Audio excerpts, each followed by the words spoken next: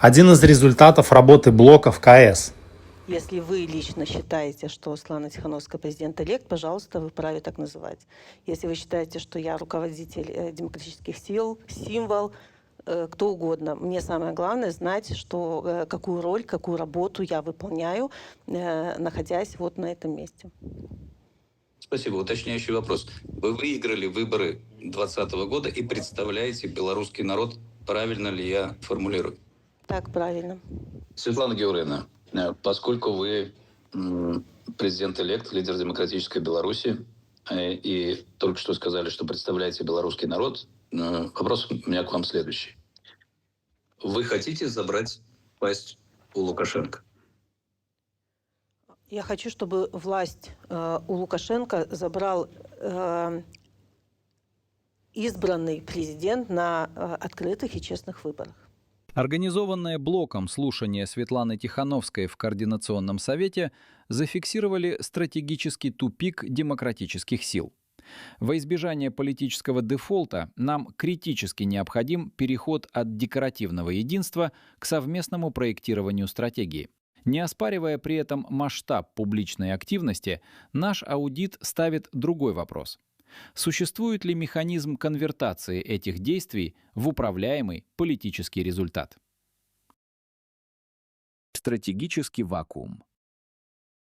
Политическое планирование. Констатация отсутствия системного алгоритма действий по достижению транзита власти. Я вам сейчас не могу выдать план 1, 2, 3, что зачем должно следовать, чтобы сменить власть в Беларуси, потому что Беларусь стала заложником более таких широких геополитических событий. Да, и у нас нет определенного сценария, когда случится то-то, если мы сделаем то-то.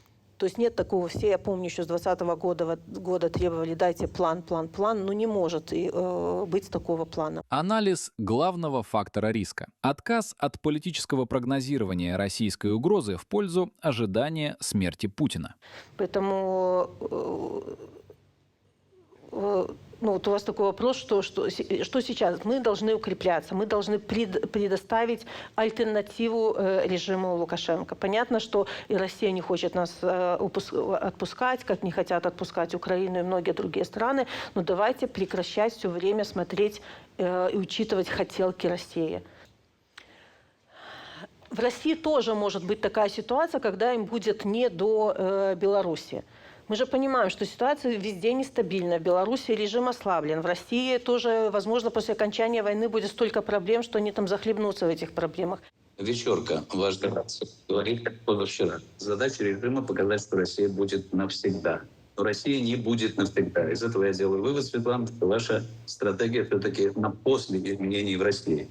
Но я вас попрошу обязательно все-таки объяснить на этих слушаниях, как же вы видите изменения в России? Она проигрывает в войне, там меняется структура общества, там случается революция, там приходит новый Горбачев. Да не должна я видеть изменения в России, Вадим.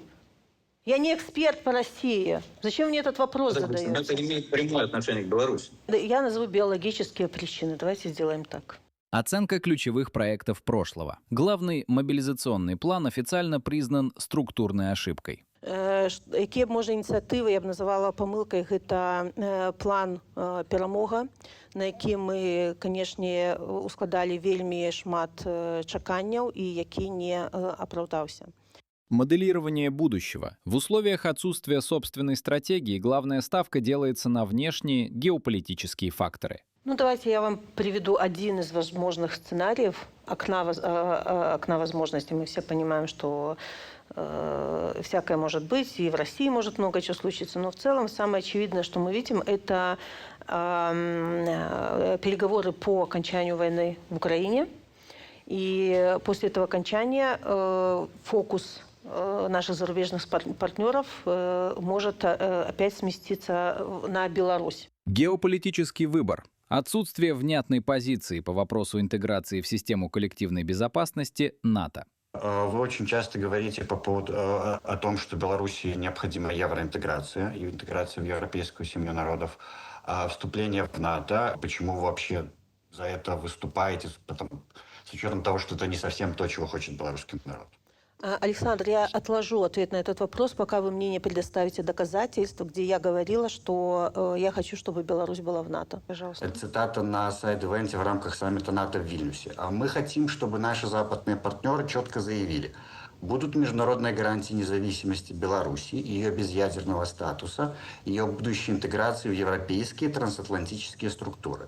Белорусам нужно объяснить для начала, что такое НАТО, и тогда дать выбор белорусам, готовы, нужно нам это, не нужно, в каких условиях это надо. Вот. Прямое признание отсутствия прогнозной модели. Решения принимаются интуитивно, методом проб и ошибок. Слухайте, ну я не назову ніяких таких глобальних політичних помилок, бо ми працювали у вельмі абмежаванай прасторы, і ніхто ніколі не ведае, што будзе памылкай, што не, калі ты гэта не паспрабуеш. Анализ результатов работы. Дефицит влияния. Оценка реального управленческого ресурса. Официальная фиксация перехода от практической политики к символической. Безумоўна, нашы інстытуты не маюць улады. Хіба што нейкую сімвалічную. Мы не распараджаемся фінансамі. У нас няма сістэму кантролю ці нейкага прымусу. Флагманский проект по легализации белорусов за рубежом. Текущий международно-правовой статус документа.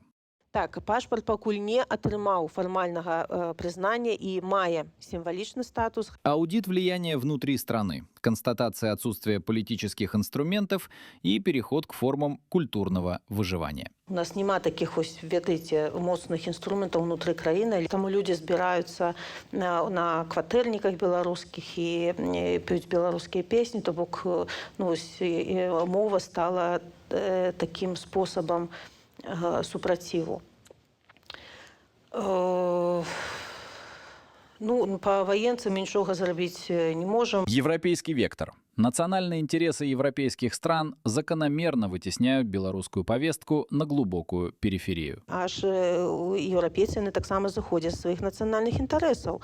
І ім трэба бяспека. Яны і санкцыі, гэта санкцыйны ціск таксама будуць выкарыстоўваць у мэтах своих краін. Деградация позиции в Литве, стране основного базирования. Признан системный дефицит работы с обществом и потеря академических площадок. Магчыма, не дапрацавалі з літоўскім грамадствам. Мы усе так думалі, што літоўцы ўсё ведаюць, літоўцы ўсё разумеюць.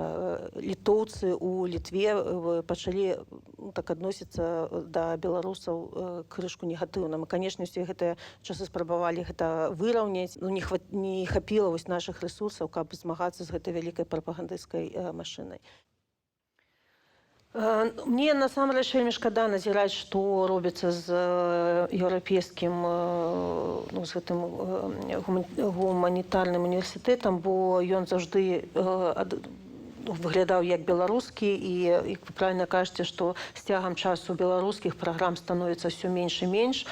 І вельмі прыкра, што ён так адмовіўся ад беларускіх праграм. Влияние в Польше. Ключевые страны-соседи начинают тестировать прямые контакты с режимом Лукашенко в обход демсил. Мы бачым, што колькі Польша зрабіла гэтых крокаў да Беларусі, адчыніла межы, там пачала нейкія там нават перамовы. Фиксация отсутствия субъектности.